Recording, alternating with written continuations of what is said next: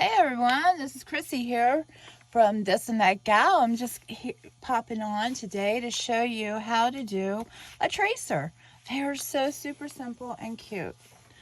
I was doing my art kits today and I'm like, let me just go ahead and pop on and show you guys how to do tracers. So that way when you get your free ones from me, you know how to trace them onto your canvas. So what I normally do is I'll take my tracer and I print it into an 8x10 for my 8x10 canvas panels. And then I just start at the top so that I remember, I'm going to do this one right here. So what I do is I have my paper, my tracer, my graphite paper, and my canvas. You just lay it up. See how this is darker than this? That is going to give you the idea that the shiny side goes down against your canvas and then here. And then, just like we did in school, we're just going to trace, copy the lines of our design. I love this chicken head. He is so absolutely cute. And I'm not a chicken person. Absolutely not a chicken person. But this chicken is absolutely adorable. So basically, I just did through there. And I'm just going to see. Come down and do this side. Get the outside lining. And then I do the eyeball.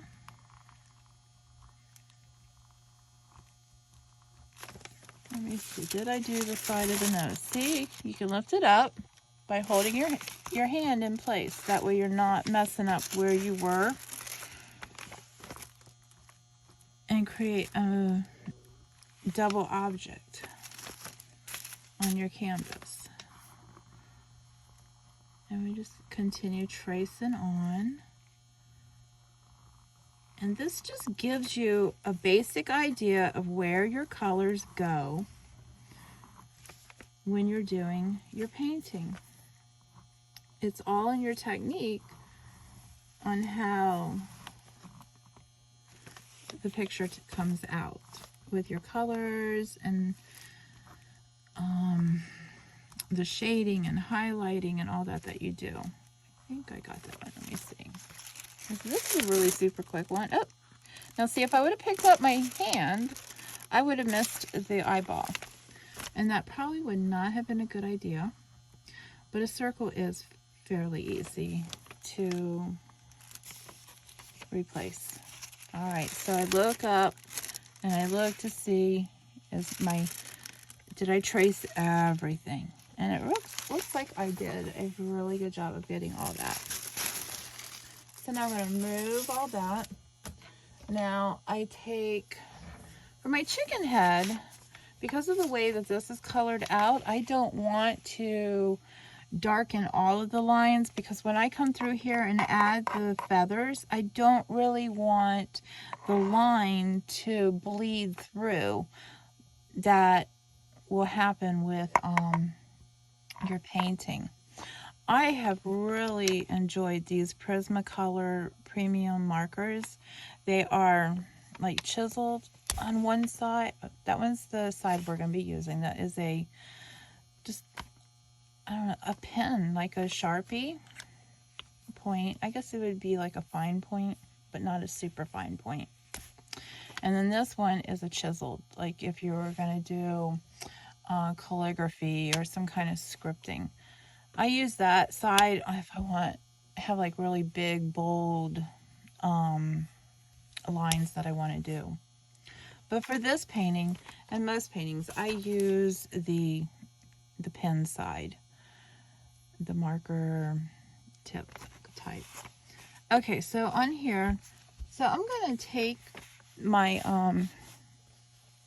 paint marker and I'm going to trace around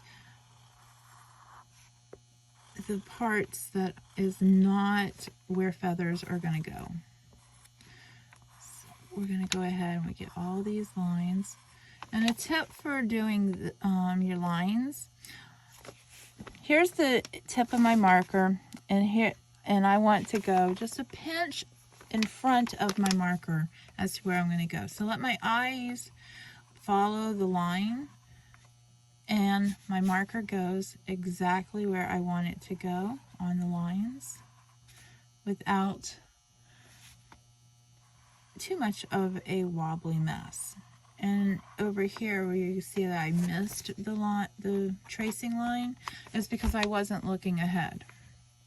Alright, so I know this part is going to be done in like a black outline when I'm done. See, this area in here is going to be where I'm going to add feathers and dimension with feathers, maybe pale gray, light gray. So I probably am not going to highlight those or trace those out with a marker. These are just lines that I want to do,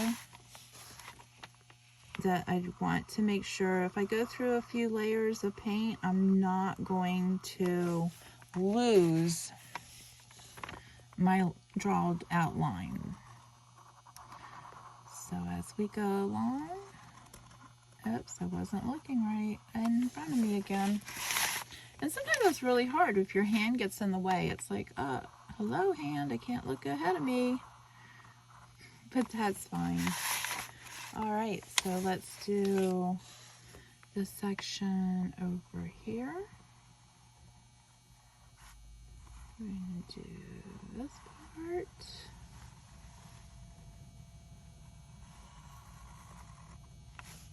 And yeah, I think I'm going to go ahead and do that part as well.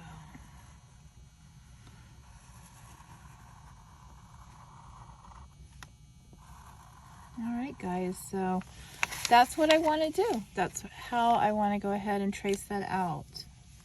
Join me later on and I will come back with a lesson on how I painted the chicken head, and we're going to see what it looked like.